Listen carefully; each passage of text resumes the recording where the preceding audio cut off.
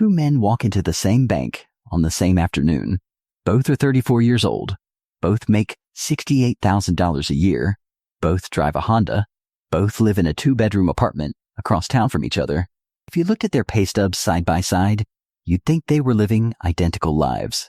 But one of them has $4,200 in his checking account and nothing else. The other one has $103,000 sitting quietly across a savings account, a brokerage account, and a retirement fund. Same income, same city, same job title, even they both work in logistics for competing companies. But financially, they are living in two completely different universes. One of them is one car repair away from a credit card spiral. The other one just crossed a line that changes everything about how money works for the rest of his life. That line is $100,000. And what's strange is the difference between these two men was never really about income. It was about a handful of decisions, repeated quietly, for about 7 years. Today, we're going to talk about what actually happens the moment you cross that 6-figure line, not just in your bank account, but in your brain, your stress levels, your decision-making, and the entire trajectory of your financial life. Because here's the truth, almost nobody tells you. The first $100,000 is the hardest money you will ever make. And once you have it, something shifts quietly, mathematically, psychologically, that makes every dollar after it behave differently than every dollar before it.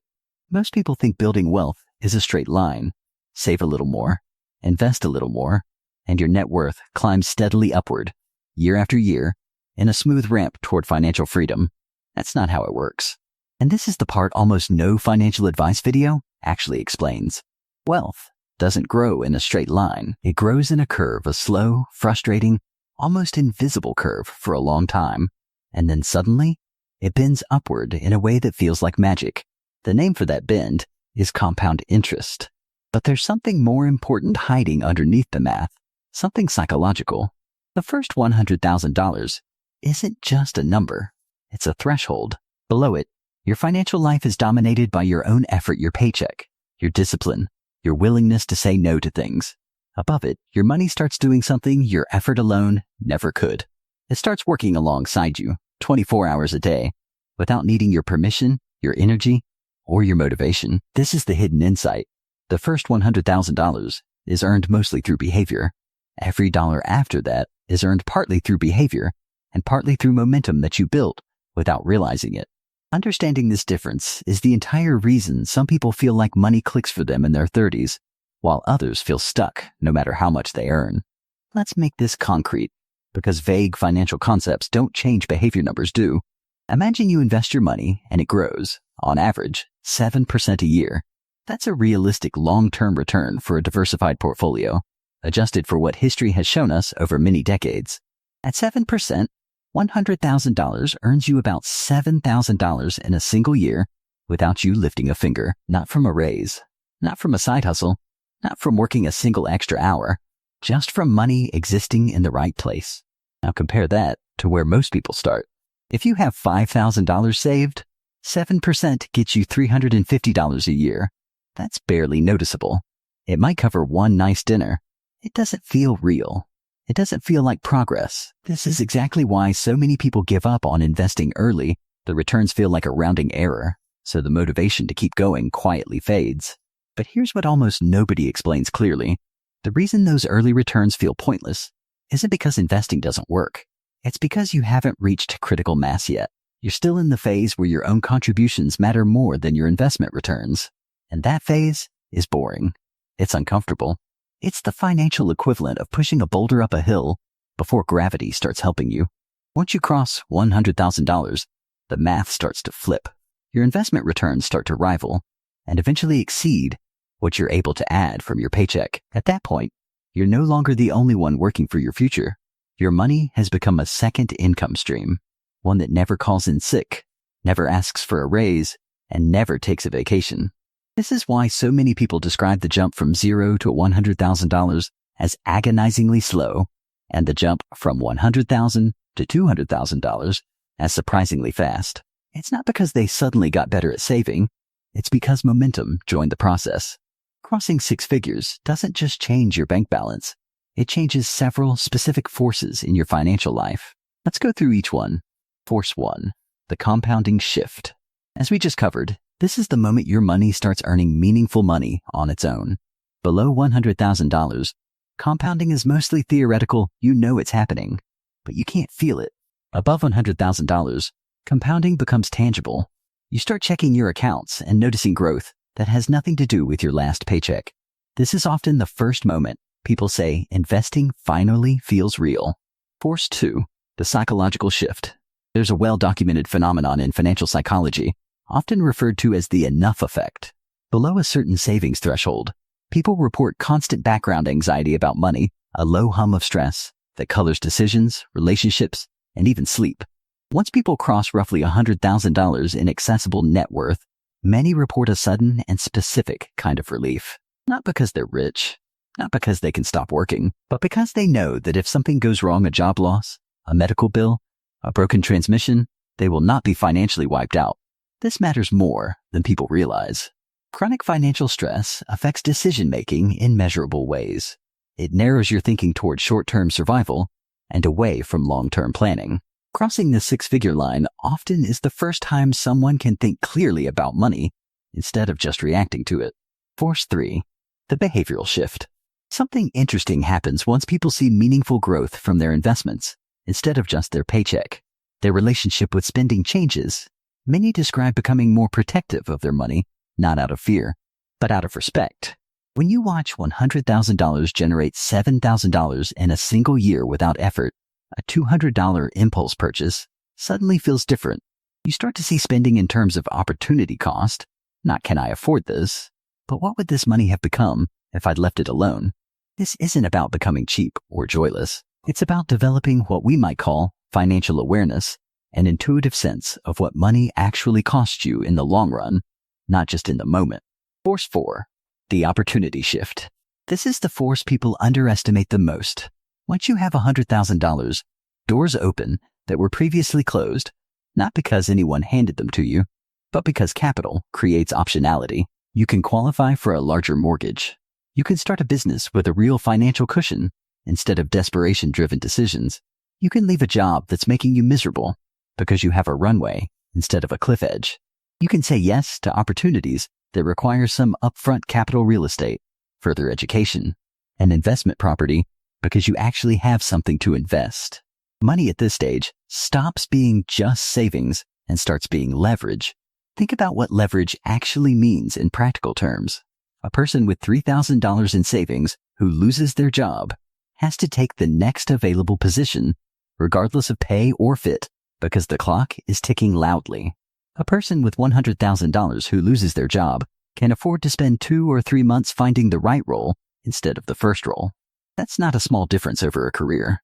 The ability to choose the right opportunity instead of the desperate one compounds into dramatically different outcomes in income, satisfaction, and long-term trajectory. The same logic applies to relationships, health, and major life decisions. People with a financial cushion report making decisions from a place of choice rather than fear, whether that's leaving a toxic workplace, taking time to care for a family member, or simply saying no to unpaid overtime without panicking about the consequences. 6 figures in savings doesn't just change your bank statement, it changes the emotional tone of your entire decision-making process. Force 5, the trust shift. There's a 5th force worth naming, even though it's less discussed than the others, a shift in how you trust yourself.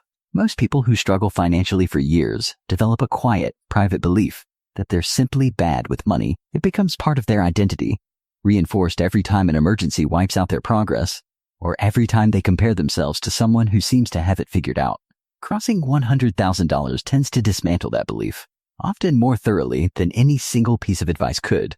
It becomes hard to tell yourself you're bad with money when the evidence in front of you says otherwise. This shift in self-trust often has ripple effects far beyond finance. People report feeling more confident negotiating salaries, more willing to take calculated risks, and more comfortable making long-term plans in every area of life, not just money. Let's go back to our 2 men from the beginning of this video, and let's give them names David and Marcus. David and Marcus start their careers the same year, earning almost identical salaries. For the first 3 years, their financial lives look nearly indistinguishable.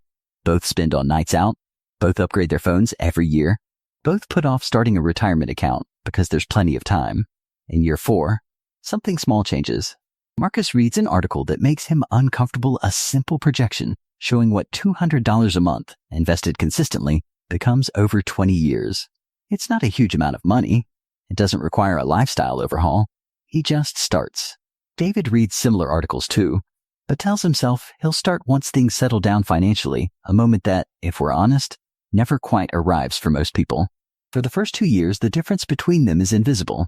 Marcus's account grows by a few $1,000s. It doesn't feel significant. He almost stops contributing more than once, especially when he sees David buying a nicer car, taking a better vacation, living what looks like a more enjoyable version of the same income. But Marcus keeps going. Slowly, the account passes $10,000, then $25,000. Around year 6, it crosses $60,000, boosted not just by contributions, but by market growth that's now large enough to notice. By year 7, Marcus crosses $100,000. Something shifts for him at that point, not dramatically, but permanently. He stops feeling like he's trying to save money. He starts feeling like he has a financial partner working alongside him. His stress about unexpected expenses nearly disappears, not because he's rich, but because he has a buffer that actually functions as a buffer. David, meanwhile, is still living paycheck to paycheck, despite the same income for the same 7 years. His car is nicer. His vacations have been better in the short term, but he has no cushion, no momentum, and no leverage. If he loses his job tomorrow, he has weeks of runway. Marcus has years. This is the divergence that most financial content skips over. It's not dramatic. It's not sudden. And for most of the timeline, it's genuinely hard to see. But by year 7, the gap between David and Marcus isn't just financial. It's a difference in freedom, stress, options, and control over their own future. Consider what happens next in year 8, when both of their companies announce layoffs. This is the moment the invisible gap finally becomes visible to everyone around them. Marcus loses his job on a Tuesday. By Thursday, he's already updated his resume, but he isn't panicking. He has enough saved to cover more than a year of expenses if needed. He takes his time, interviews for 3 different roles over 6 weeks, and eventually accepts a position that pays 15% more than his old job at a company he actually wants to work for. David loses his job the same week.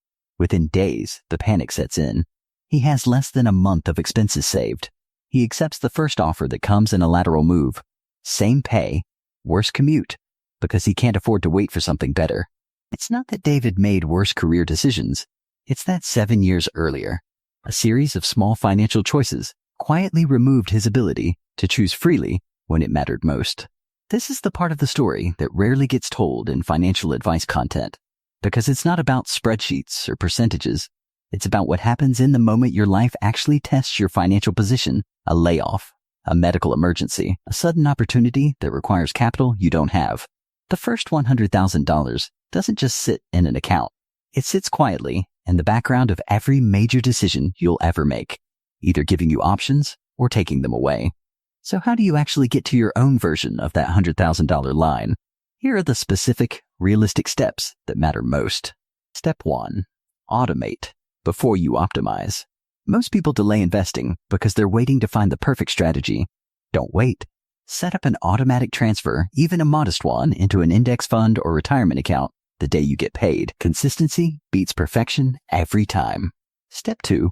Treat your investment contribution like a bill, not a leftover. The households that build wealth fastest don't invest whatever is left after spending. They invest first and spend what remains. This single reordering of priorities is one of the most powerful habits in personal finance. Step 3. Protect the early years from lifestyle inflation. When you get a raise, resist the urge to immediately expand your spending to match it. Even directing half of every raise toward investments, while enjoying the other half, dramatically accelerates your timeline to 6 figures. Step 4. Track your net worth, not just your bank balance. Your checking account will always feel unimpressive. Your net worth, including retirement accounts, investments, and even the equity in things you own, tells the real story of your progress. Checking it monthly, not obsessively, keeps you motivated during the slow early years. Step 5. Expect the first few years to feel like nothing is happening. This is the step most people skip mentally, and it's the reason so many quit. The truth is, if you understand in advance that year 1 and year 2 will feel disappointing, you're less likely to abandon the plan when it happens. Knowing the curve exists is what allows you to stay on it. If the math is this straightforward, why do so many people with good incomes never cross six figures? The honest answer is social pressure, not obvious pressure, like someone directly telling you to spend more. Subtle pressure, the kind that comes from watching people around you upgrade their lifestyle and feeling an unconscious pull to keep pace. Psychologists sometimes call this the comparison trap. You're not comparing your finances to some abstract standard. You're comparing them to your coworkers, your friends. Your social media feed a constant low-level pressure to signal that you're doing fine, even at the cost of your actual financial position. There's also a more forgivable reason. The early years of investing feel emotionally unrewarding. Human beings are wired to respond to immediate feedback. A new pair of shoes gives you a dopamine hit today. An index fund contribution gives you a barely visible number that might matter in 15 years. Our brains are simply not built to prioritize distant, abstract rewards over immediate, tangible ones, which is exactly why automation matters so much. It removes the decision from your daily willpower and puts it on autopilot, where your psychology can't sabotage it. Understanding this isn't about blaming yourself for past spending. It's about recognizing that the system you're up against, both social and neurological, is designed to pull you away from long-term thinking. Once you see that clearly, sticking to a plan becomes less about willpower and more about design. You're not fighting your impulses every day. You're building a structure that makes good decisions automatic. Picture two versions of your life, 5 years from today. In the first version, nothing changes. You keep doing what you're doing, spending close to what you earn, meaning to start investing eventually, always waiting for a better moment that never quite arrives. 5 years from now, you're still living paycheck to paycheck. An unexpected expense still sends a jolt of panic through you. You're still working the same hours, with the same lack of options, because you have no financial runway to consider anything different. The stress hasn't disappeared, it's just become familiar enough that you've stopped noticing it as stress. In the second version, you start today not with a dramatic overhaul, but with one automated contribution, treated as non-negotiable. The first year feels slow. The second year feels slow too. But by year 3, you check your account and realize the growth isn't just coming from your paycheck anymore. Some of it is coming from money that's been quietly working while you slept. By year 5, you're either close to $100,000 or you've already crossed it. The anxiety that used to sit in the background of every financial decision has quieted. You have options, real ones, a different job, a different city, a business idea you can actually fund, not because you got lucky, but because 7 years ago, or 5 years ago, or maybe just starting today, you decided the slow years were worth it. The difference between these two futures isn't intelligence. It isn't income. It isn't luck. It's the decision to start the slow, invisible part of the curve, the part that feels like nothing is happening, because you understand what's waiting on the other side of it. $100,000 isn't just a number. It's the point where your money stops being something you only earn and starts being something that earns for you. The only question left is which version of the next 5 years you're going to choose. If this video gave you even one moment of clarity about your own money that wait, that's actually me feeling do me a favor and hit like on this video. It genuinely helps this channel reach more people who need to hear this exact message, and it takes about 1 second of your time.